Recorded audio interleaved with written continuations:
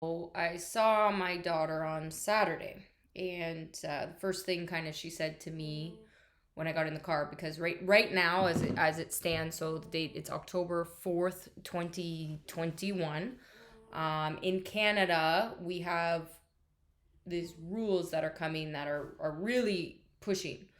So I myself have not been on the side of, like, I've just been on, okay, well, if I feel I need the vaccination, I would get it, but right now I don't feel it. I don't want to feel pressured into having to get it.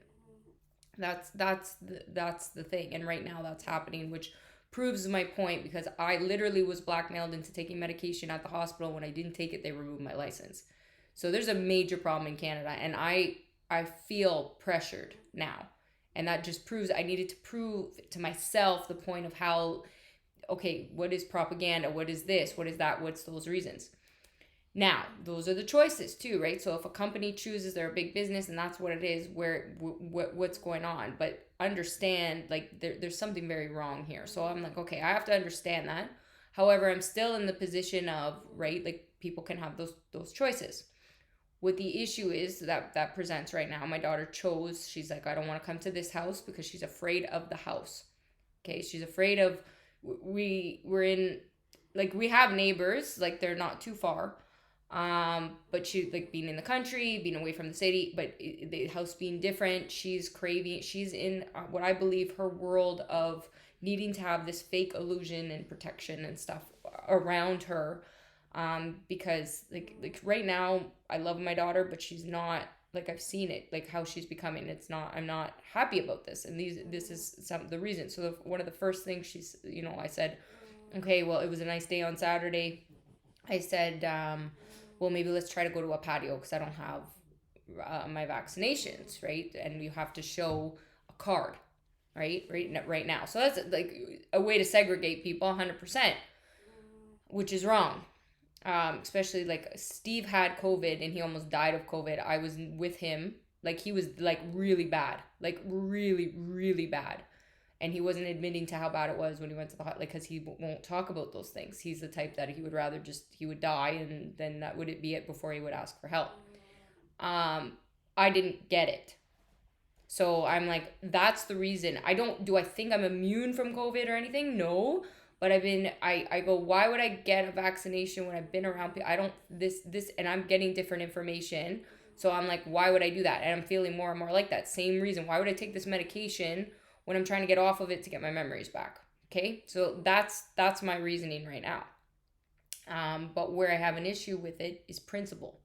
So I get my daughter, and she has, so the first thing I had specifically asked Brian, specifically said, right, that because he had taken her before to go get the vaccination without talking to me at all. This is just exactly the proof of 13 years, but 12 years solid, because of Amanda being in his life, that I've been axed out as a mom. So the parent alienation, like, this is just a small example, and I haven't been, like, over the years, I wish I started talking to the phone and documenting or doing things different. I did the best I could. I didn't realize how bad it was. But this is an example of what I deal with. We're in a pandemic. There's different opinions on vaccinations, different things, whatever. Um, and that part doesn't matter, what views people have at this point, because that's not what the discussion here is. The issue here is the parent alienation, and then how he is, and the brain processing, and what that does to a child, and to a person. Because I'm trying to teach on morals and principles, which is what I've always done, and I'm battling against that. And he had, so the first thing she says to me, well, dad made me a fake vaccination card.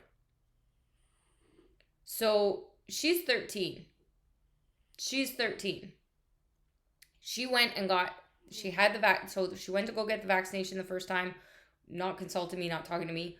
She passed out. She goes again, and I specifically said to him, please, I at least want to be involved in the conversation. I'm her mother. I deserve that respect. After everything you've done to me, too. He can't acknowledge one thing he's done to me. He doesn't see it at all. I'm just crazy to him. That's what he's always done to me. This has been 20 years of this guy. 20 years. But I don't count the 20 years. I count from the time we were divorced. Because before that, it is what it is. But this since having my child and the difficulties. It's like still being in a relationship with him. So you don't consult me, none of those things. Then because you have to have the space. So because she had passed out, she doesn't have her second vaccination because you have to wait a certain amount of time before you can get that. Well, that's impacting his family time. If he wants to go to a restaurant, if he wants to do anything. So his option, he made a fake vaccination card.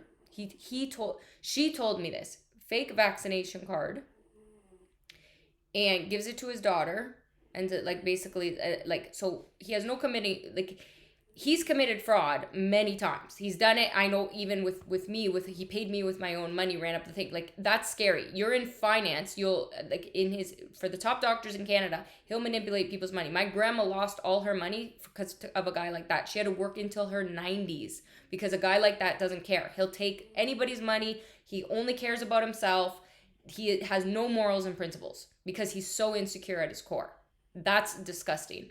That's what I'm fighting against. But he also has power. And it's gotten stronger over the years because more people are supporting it. Then he looks like the good guy and I look crazier. And that's what the doctors and child services did to me. That's what the issue is here. So her saying, oh, I have this fake vaccination card. One, your dad's showing he can commit fraud, no problem. You're showing that to a child. And then now you're encouraging your child to do something that is wrong morally and illegal. So this is the thing. Just why? For what? Just so you can go to a restaurant or do whatever. It's not because is the vaccination bad or good. Like, I know Amanda didn't believe in the vaccination, but she got it because she wants to volunteer or do whatever. It's like people are being forced into these things and then they just go, oh yeah, I'll just take it based on whatever. Right? That's what I'm saying. So if you took it, like Steve decided to take the vaccination, he got 2 vaccinations, he got COVID, so he's like, I want to be safe, got the vaccination. Of course, and I fully believe that. I was around, they tell me that if you're around somebody who has COVID, you're going to get it. Well, I didn't get it. So that doesn't make sense. So I'm like, something's not right here. So why would I go put something, and then I'm seeing like my one other friend, she gets a vaccine, got so ill, like, and more people are getting sick. So I'm like, this is obviously an individual thing. This is an individual thing. Just like any other disease is an individual thing. Is COVID the worst disease out there? Nope. Is it what I'm most afraid of? Nope. Not at all. Doesn't even fucking cross my mind as something, like, with all the shit I've been through in my life, that's so far down on the list. But now I'm being forced. That's a problem. But it's the principles here. So forget the COVID, forget the things. I'm in a pandemic. Like, it just shows this is where I've had to just go, you know what? I can't deal with this anymore. And I've really realized in this right now, I was going, okay, it's my daughter who's like Amanda, and I realized my daughter's like Brian. She's both. And that's the danger. That's why my daughter's dangerous to me right now. That's why I have to, because the most important thing to me is teaching my daughter principles, how to be a good person, morals. My moral code is stronger than, well, pretty much anyone I've ever met. That I know. I had to see it though first. I had to look back at my life and go, look at all of what I walked away from that I could have had. Look at what I walked away from. And in my lifetime, lots of money, lots of opportunities, lots of things. Why? Because of my moral code. Have I made many mistakes and done shitty things? Yeah. But I looked back, I learned, that's humanity. That's being a human. I looked and went, fuck, I fucked that up. Okay, I don't want to be like that. I don't want to be like that. And I've grown. That's evolution. People that can't evolve are people that don't look at themselves and their mistakes, and they hide them. So you have the people that are burying secrets to get themselves to more forward in line, and then you have the people that are not talking because they've been manipulated to believe that there's something wrong with them. And I was in that category and I didn't realize it. And I'm surrounded by narcissists. I didn't realize it. I actually saw this one quote that this morning that I thought was like, I was like, holy shit, that's exactly what it is.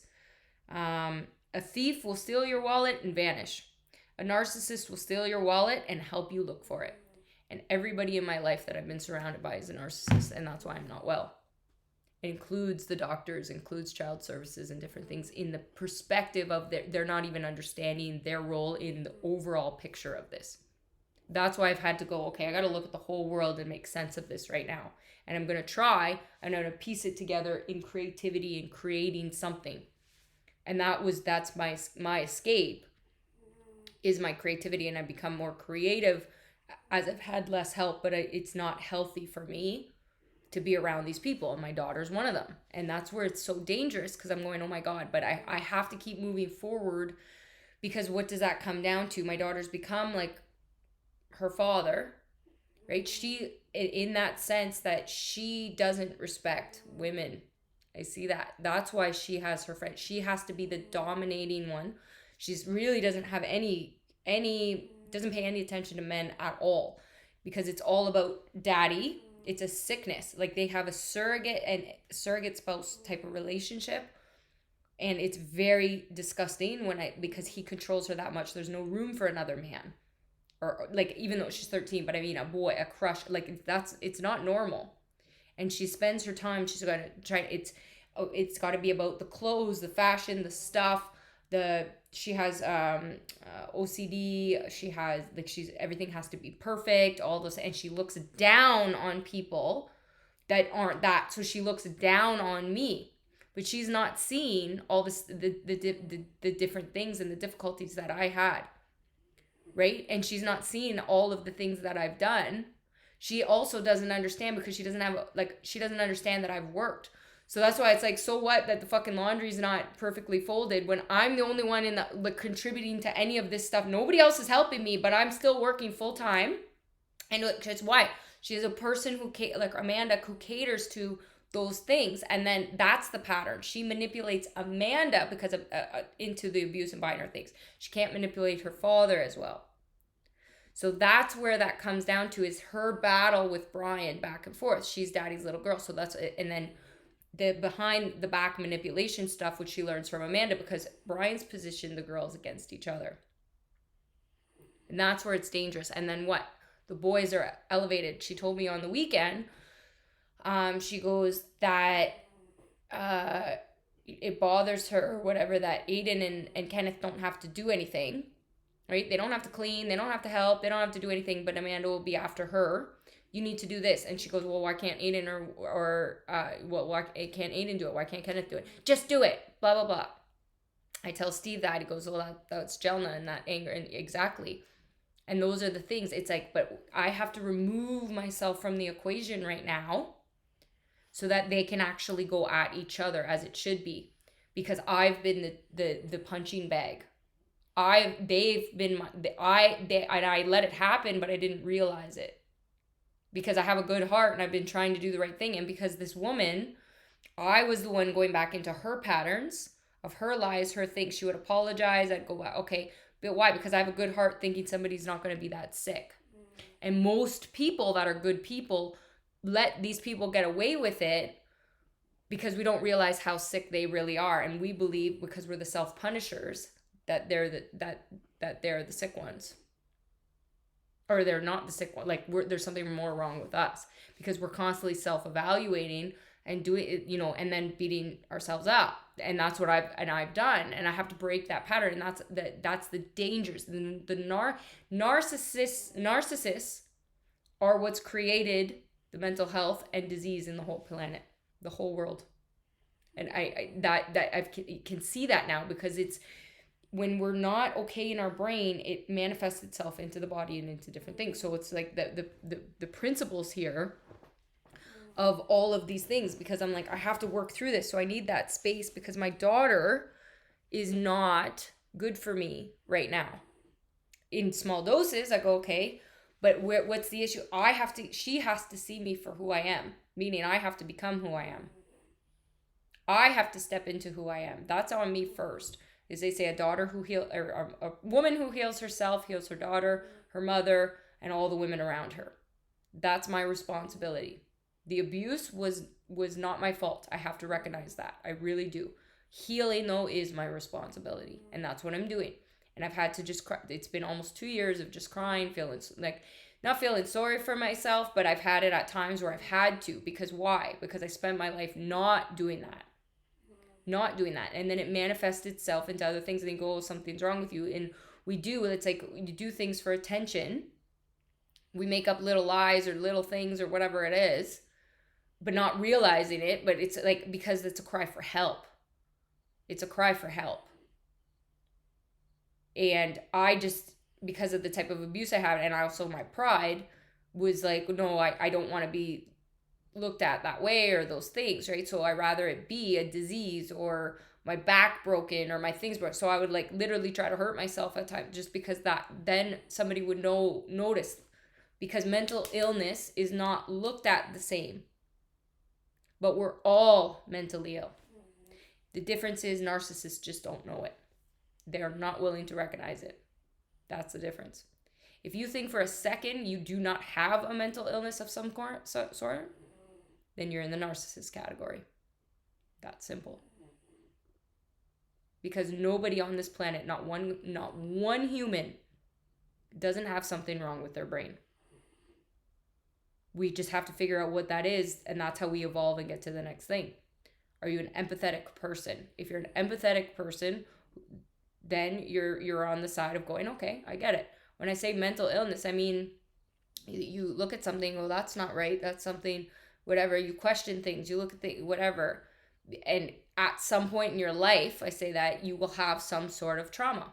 It's relevant to you because it's impossible not to. If you've lived your whole life and it's just easy, well, you're probably the same thing, right? Then you understand you're so entitled that at some point something's going to come and try to break you. That's the universe. It's impossible, but it's all relative. So for somebody like myself, abuse. However, if I go into comparison, okay, well, I grew up in Canada. We had different, even though I've been totally fucked over by this country, still had more opportunities and different things. I still could go back to gratitude because I had the opportunity to educate myself. Other countries, not the same opportunities. So right now, that's where I go back to the gratitude and those things. And that's what I want to teach my daughter in those principles, but right now I can't. Because she really is competing with me in a way. But she's now now that I remove myself less, but like my daughter doesn't say I love you. She said it a couple times recently after she told me that she didn't want to come here anymore. Before that, no, she would always put me down. I've never put my daughter down. Never. We don't talk about appearance, weight, none of that. Because I was like, I'm not putting that type of pressure on her. I always tell her she's beautiful. Of course I do. And her way of responding is like either the yes, I know, or it would generally be like she would always make comments about how much prettier she was than me. I'm like, yeah, of course. But that's weird. Why? Where does that come from? The competition from Amanda and Brian, these weird things. Like her put down, she would generally tell me I'm ugly. She would generally tell me, like, it would just constant put downs. So I go, okay, at 13, now after looking back, like when she was little, it was different, but we did have a great relationship. But what was our relationship? My daughter's personality is a very bossy personality. So I spent, and that's on me, but I, like, again, too, right? Because I'm feeling guilty. Now it's a broken home. I don't know how to be a mom. So I spent my time when I was with her catering to her. And that's why she's entitled. I'm responsible for that too. That's why I'm a doormat.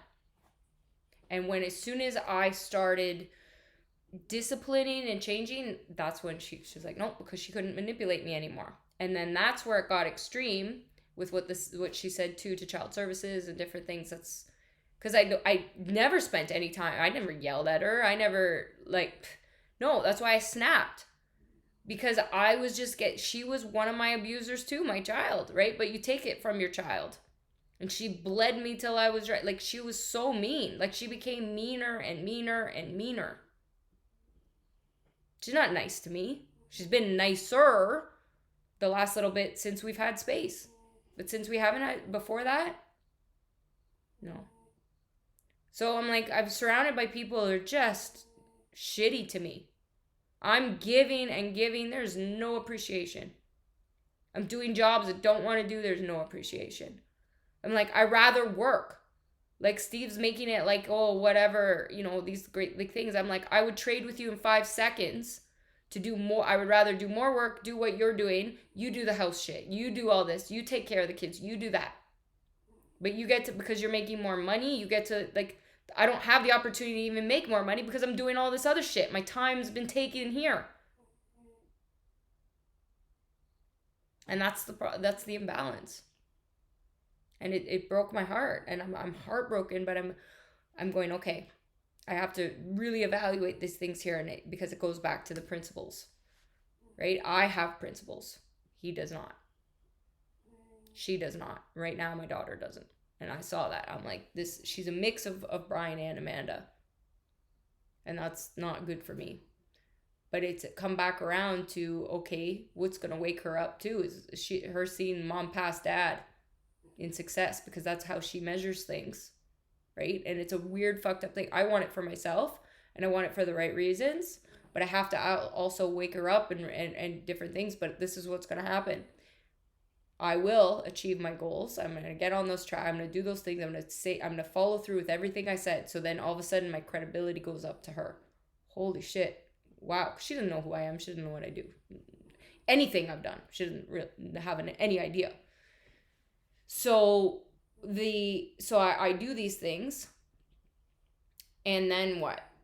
And that's another thing why I say, like, meaning, like, she knows I've been in magazines, this, that, the other thing, but who cares? Like, but her dad goes in and like, oh, do you know I'm talking to somebody in a movie? You know I'm doing this and that. I'm not like that. Like, I'm like seeing his, like, I do shit, and then you either know or you don't know, and whatever. I'm not fucking like spending my time bragging about shit. That's what he does. That's weird. So I do things. I prove my credibility. I get my shit together. I'm organized. I need a vacation first. Fuck. Once this gets set up and I could get on, I need a break so that I can heal. And then I prove these things, and then, I see all of these things coming together. But guess what? How do I get my power back and my respect? These are the rules. You don't get to live with me unless you follow these rules. You chose your father. You chose those things. If you want here, this is what the rules are. And respect for my dad and Joelle coming back around, as fucked up as things were. That's what they did to me, and that's what I needed. My life was but it changed me. I had no discipline growing up. My grandma did, right? So I'm being abused and all this, and then she feels guilty, so she's taking care, like all that. And what did that do? Just made me a fucking brat. What's the issue here? Lack of discipline.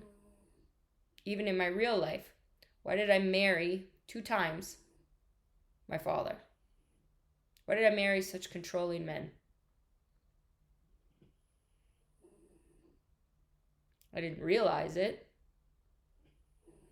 But we right? You want to make people proud. You want to find, that's why I believe these. So Aaron, Steve's ex, saying family's only blood. I go, fuck you. Fuck you. You ignorant cunt. Because we're looking for places in the world of roles, right? And that's where that's why I was never threatened by Amanda being another mother to my daughter. That didn't threaten me. How she did it and how she stole my daughter, how she disrespected me and cut me out is the issue. I believe children need more love, because there's things I can't teach my daughter. And at this point right now, backing away and putting my faith in God that somebody's going to help me teach her lessons is all I have right now.